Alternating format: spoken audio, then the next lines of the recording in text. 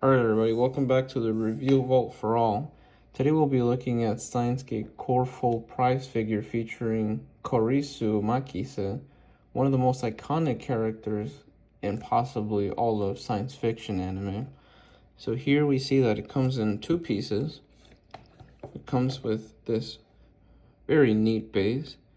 It's in the form of a gear, which is a huge reference to the Steins anime, if you guys have seen it.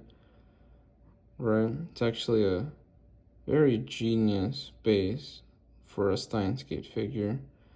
Not only that, but the hole that you put the figure in, right, is the hole of the gear. So that was a very, very smart decision to put the hole at, to not ruin the figure, but actually make it work out with the theme of the base being a gear.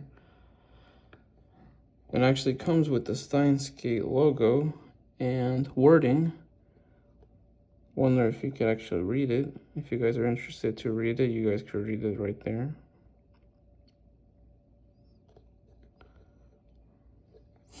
That's pretty much it for the base. Now here's the actual figure itself. The figure is in one piece, so you do not need to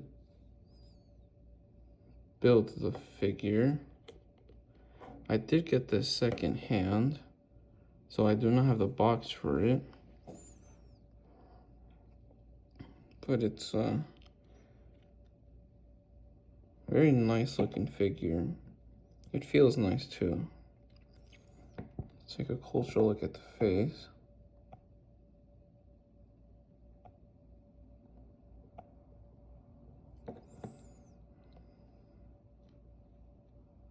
All of the details, right?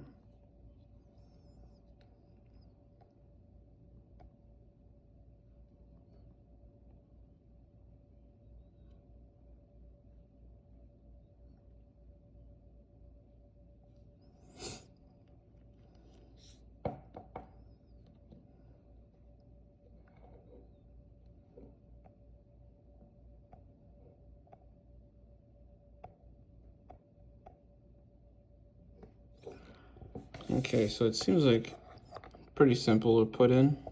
Wow. That was very, very smooth, which is always a good sign when your figures pop into the holes very easily. For those of you who collect figures, it's never a good sign when the figure struggles to get in the holes. That's actually a good way to know if your figure's actually real or not. When it comes to fake figures, since it's cheap, because that's the whole point of making a fake figure, right? They make them cheap so people could buy them.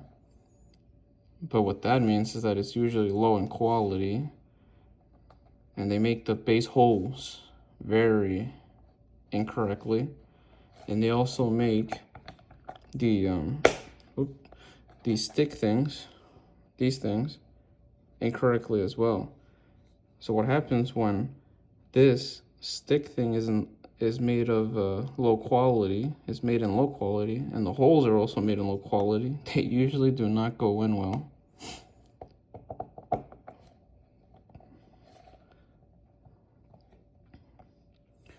Not that I have opinions on if you should own fake figures or not. I understand that people can't always afford real figures, and you know, they should be able to own a figure, right, if they like it. So it's up to you. All right, so actually moving in to the figure itself, right? This figure comes from the Coreful Prize Figure line, which focuses on clean presentation, strong character identity, and display-friendly poses without unnecessary excess, right?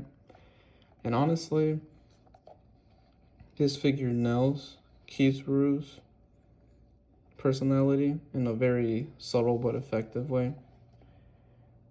So let's look at the pose first. Kizuru's is posed mid-motion with a relaxed but confident stance, right? So she's in the middle of what seems to be like a very confident pose. You can see here. If you take her whole body as a whole, everything is displaying confidence here. She's mid-step, if you could look at the legs.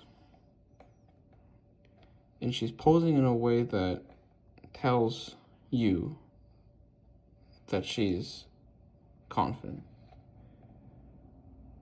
You know, it's relaxed, but it's still confident. It's not overly dramatic, right? So she's not doing like an extremely confident pose, but it's subtle. Her posture feels natural, almost conversational, like she's just about to correct someone's logic, right? Which, if you watch Steins, feels extremely on brand, right? This isn't Kizuru in a lab coat delivering a lecture. This is Kizuru in a quiet moment, composed, observant, and always one step ahead. See that? Like she's mid-step, so that makes sense. Now let's look at the actual face. So, something about Kizuru is her eyes. Let me try to actually focus on this.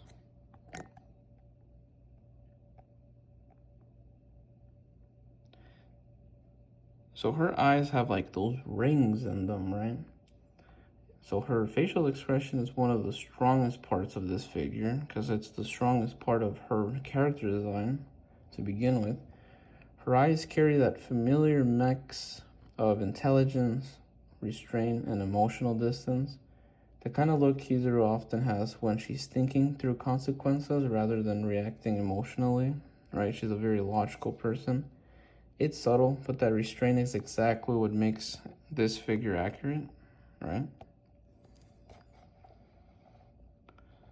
She looks very, cocky in a way. So let's look at the outfit itself, right? Because it's iconic. This is her outfit from the anime, right? The casual attire, right?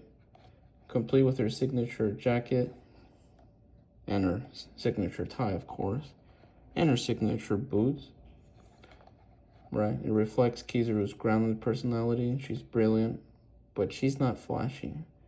Everything here feels practical, intentional, and lived in.